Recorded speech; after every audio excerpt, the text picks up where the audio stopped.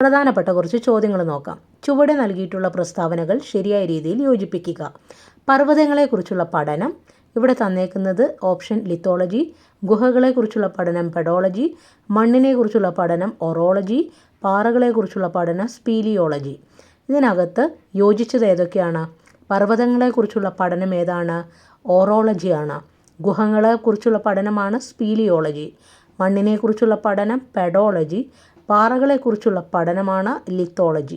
ചുവടെ നൽകിയിരിക്കുന്നവയിൽ ശരിയായ പ്രസ്താവന അല്ലെങ്കിൽ പ്രസ്താവനകൾ തിരഞ്ഞെടുക്കുക. ഭൂവൽക്കത്തെയും മാന്റിലിൻ്റെ ഉപരിഭാഗത്തെയും ചേർത്ത് ലിത്തോസ്ഫിയർ എന്നറിയപ്പെടുന്നു. രണ്ടാമത്തെ പ്രസ്താവന, അഗ്നിപർവ്വതങ്ങളിലൂടെ പുറത്തെത്തുന്ന ശിലാദ്രവത്തിൻ്റെ ലാവ സ്രോതസ്സാണ് ലിത്തോസ്ഫിയർ. മൂന്നാമത്തെ സ്റ്റേറ്റ്മെൻറ്റ്, ശിലാപദാർത്ഥങ്ങൾ ഒഴുകി അർദ്ധദ്രവാവസ്ഥയിൽ കാണപ്പെടുന്ന ഭാഗമാണ് അസ്റ്റനോസ്ഫിയർ. അപ്പോൾ നമ്മളെടുത്ത് ഇതിൽ ചോദിച്ചിരിക്കുന്നത് ഏതാണ്? ശരിയായ പ്രസ്താവനകളാണ് ചോദിച്ചിരിക്കുന്നത്. അതിൽ 1ഉം 3ഉമാണ് ശരി. ഭൂവൽക്കത്തെയും മാന്റിലിൻ്റെ ഉപരിഭാഗത്തെയും ചേർത്ത് ലിത്തോസ്ഫിയർ എന്ന് പറയപ്പെടുന്നു. അതുപോലെ മൂന്നാമത്തത്, ശിലാപദാർത്ഥങ്ങൾ ഉരുകി അർദ്ധദ്രവാവസ്ഥയിൽ കാണപ്പെടുന്ന ഭാഗം അസ്തനോസ്ഫിയർ. അടുത്തത് തെറ്റായ ജോഡികൾ കണ്ടെത്താനാണ് പറഞ്ഞേക്കുന്നത്. മാനോമീറ്റർ താഴ്ന്ന താപനില അളക്കുന്നതിനായി ഉപയോഗിക്കുന്ന ഉപകരണം. ക്രയോമീറ്റർ വാതകമർദ്ദം അളക്കുവാൻ ഉപയോഗിക്കുന്നു. ഫാത്തോമീറ്റർ സമുദ്രങ്ങളുടെ ആഴം അളക്കുവാൻ ഉപയോഗിക്കുന്നു. അനിമോമീറ്റർ കാറ്റിൻ്റെ വേഗത അളക്കാൻ ഉപയോഗിക്കുന്നു. ഇതിനകത്ത് നമ്മളടുത്ത് ചോദിച്ചത് എന്താണ്? തെറ്റ് ഏതൊക്കെയാണ്? 1ഉം 2ഉമാണ് തെറ്റ്. മാനോമീറ്റർ താഴ്ന്ന താപനില അളക്കാനായിട്ട് ഉപയോഗിക്കുന്നു എന്ന് പറയുന്നത് തെറ്റാണ്. മാനോമീറ്റർ വാതകമർദ്ദം അളക്കുവാനാണ് ഉപയോഗിക്കുന്നത്. ഇനി അടുത്തത് രണ്ടാമത്തേതാണ് ക്രയോമീറ്റർ. ക്രയോമീറ്റർ എന്തിനു വേണ്ടിയിട്ടാണ് ഉപയോഗിക്കുന്നത്?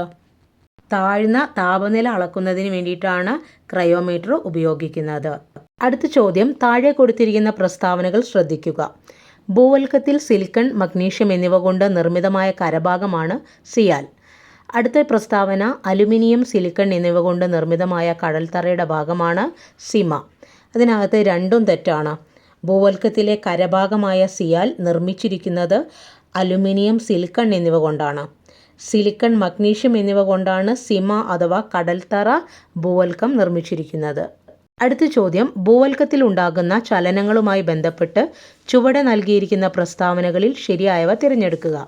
അതിൽ ഒന്നാമത്തെ പ്രസ്താവന, വൻകരകളുടെയും സമുദ്രങ്ങളുടെയും രൂപീകരണത്തിന് കാരണമാകുന്നത് ഭൂവൽക്കത്തിലുണ്ടാകുന്ന ടെക്ടോണിക് ചലനങ്ങളാണ്.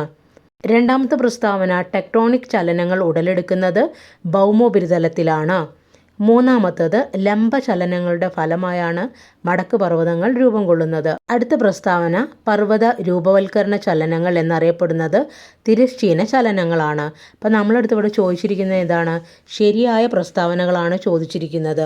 ഇതിൽ ശരിയായിട്ടുള്ള പ്രസ്താവന 1ഉം 4ഉം മാത്രമാണ്. വൻകരകളുടെയും സമുദ്രങ്ങളുടെയും രൂപീകരണത്തിന് കാരണമാകുന്നത് ഭൂവൽക്കത്തിലുണ്ടാകുന്ന ടെക്ടോണിക് ചലനങ്ങളാണ്. അടുത്ത പ്രസ്താവന ഏതാണ്? നാലാമത്തതാണ് ശരിയായിട്ടുള്ളത്. പർവ്വത രൂപവൽക്കരണ ചലനങ്ങൾ എന്നറിയപ്പെടുന്നത് തിരശ്ചീന ചലനങ്ങളാണ്. അപ്പോൾ പ്രധാനമായിട്ട് 5 ക്വസ്റ്റ്യനാണ് നമ്മൾ നോക്കിയത്. അപ്പോൾ വീഡിയോ ഉപകാരപ്പെട്ടാൽ ലൈക്ക് ചെയ്യുക, ഷെയർ ചെയ്യുക, കമൻറ്റ് ചെയ്യുക. താങ്ക്